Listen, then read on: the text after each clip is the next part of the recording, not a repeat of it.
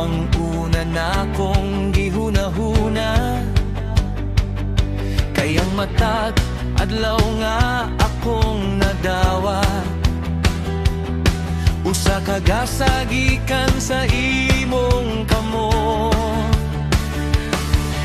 Sa matag pagginhawa nga akong mabati, sa matag panalangin nga akong madawat. Ang nga akong kalag dili makapugong sa pag-awit o pagdayeg kanimo. Kayang tanan nga maayo sa akong kinabuhi, nagagikan lamang kanimo.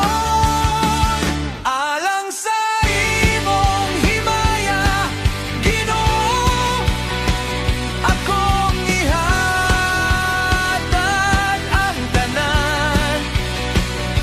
Akong tingog, akong kusog, akong kasing-kasingog kinabuhi. Alang sa imong himaya, Ginoo, akong ituboy ang imong ngalan.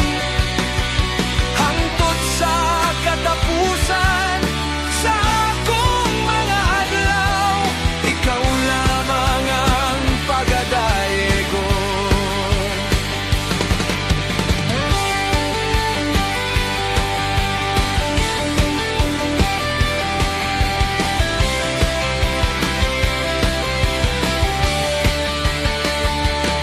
Dili tungod sa akong pagkamatarong, dili tungod sa akong kaalan,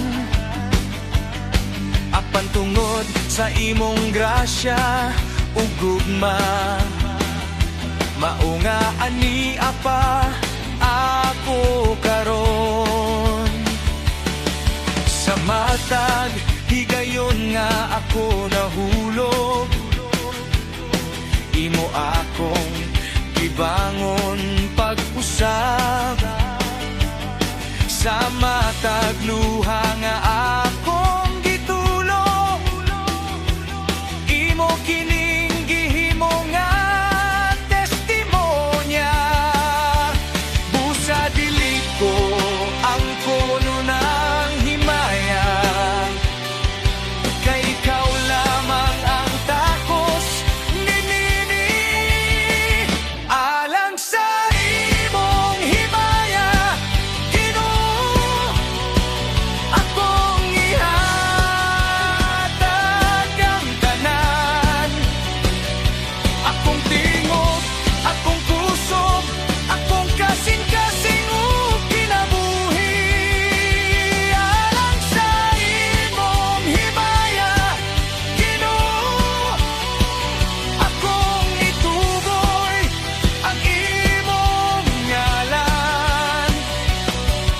Hangtod sa katapusan sa akong mga adlaw, ikaw lamang ang pagadayegon. Kung adunay awit sa akong mga ngabil, alang kini kanimo. Kung adunay kusog sa akong lawas, alang kini kanimo.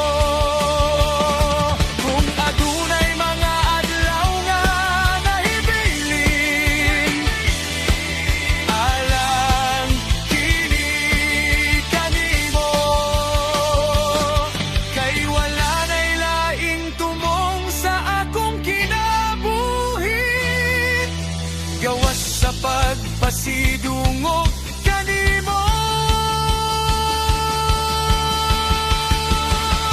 Alang sa imong himaya, Ginoo, akong ihatag ang tanan. Akong kaugmaon